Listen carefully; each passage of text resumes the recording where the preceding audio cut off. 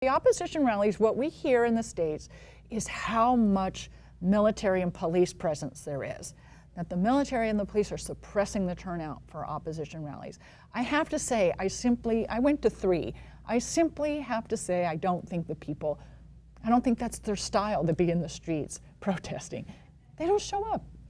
So you look at how much military is present or police is present at those rallies. It's the same number present at Chavista rallies. Whether it's a pro-government Chavista rally or the Chavista, you see what I'm saying? Yeah, or whether the Chavistas are disappointed. I went to one rally. It was basically Chavistas in attendance, and they were disappointed with some retirees and their pensions. The pension program, I believe, is what they were protesting. The same amount of government. Okay. So it isn't. So from my experience, it isn't like the government has an excessive amount of presence at opposition rallies and very little presence at. It's the same amount of coverage. Yeah, at both. Train people at the UCLA in California. Yes, yeah, and exactly. with the pepper spray down with the girls, like 17 and 18-year-olds. Yeah. So what do they criticize Venezuela? Well, my personal feeling is that Venezuela's been under attack by the United States since 1998, most certainly with a media coup against Venezuela since Chavez was elected, and a media coup that was, accelerated into, an economic war with unilateral coercive measures, more commonly known as economic sanctions. And now, of course, we even have the overt rhetoric coming out of Washington, D.C. of a potential military intervention. So this has been a 20-year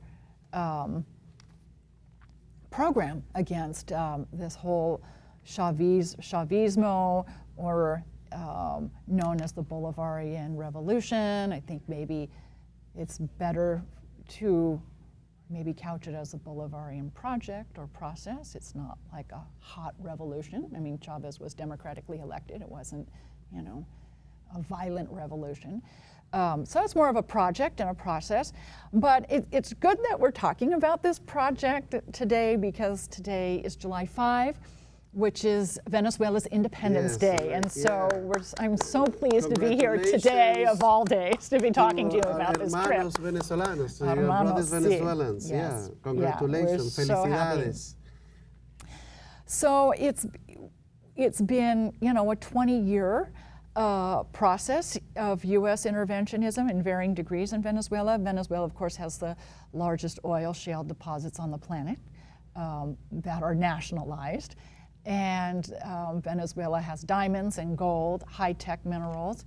So you're looking at the United States and the corporations it represents wanting control of the natural resources. So you have Venezuela fighting to preserve its national sovereignty, but you have Venezuela also fighting to preserve its natural resource sovereignty. And I think that's a really important thing. That's big, because exactly, we're having problems in Haiti. Yes, and I don't see not only the United States, because remember, they are bullying Venezuela. It's like they're attacking them with the sanctions, but also some other countries like 77 that are doing business with Venezuela, they say, don't do businesses with them. Right. So there's a chilling, an economic and financial chilling that comes on exactly. as it's well. Not only, so you're literally frozen out of the foreign markets. Yeah, because of a bad business image. That's a manufactured image. Yeah.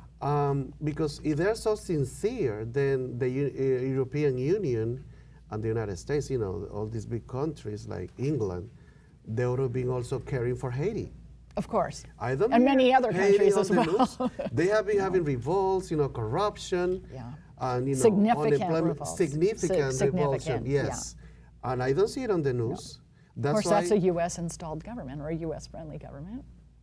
Yeah, but the people have been marching and revolting on the streets. And Right. I don't see it on Channel 41. You don't see it anywhere. On CNN. Alternate news, social media, and alternate news. Yeah, which is not in a community media. Right. That's we tell because we don't care. We tell Hate the is truth. another conversation we should have. Oh, on a future- definitely. Yes, Oh, I'll go because for that's, it. fascinating.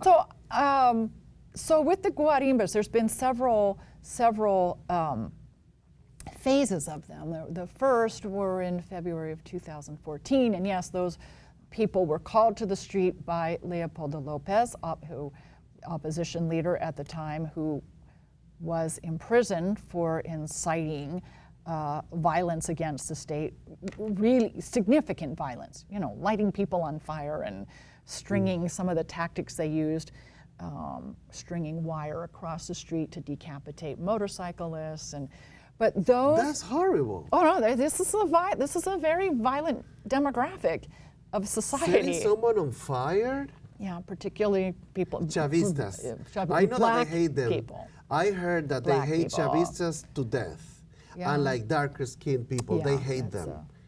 yes, It's like a rich unfortunately. and poor, a black and white issue, It also is, most indigenous. But you're saying that they were, almost these decapitating them. These were violent actions. People were called into the street by the opposition leaders, by the hard right, not by your. There are moderate opposition. There are people that are more pragmatic within the opposition, meaning anti-government. Not all opposition people are for an overthrow of the government. The hard right is, and they get quite violent about it. And so to call people into the streets throughout the country, and I would agree, to the best of my knowledge, it was not the entire country, it was in specific hotspots in various states, to take to the streets and violently attack Chavistas, violently protest, for the overthrow of the government. And of course, the people who were leading those have since been imprisoned for being traitors and for being, and domestic terrorists. About the government. That's what I like. The government does have a judicial process that it uses and honors.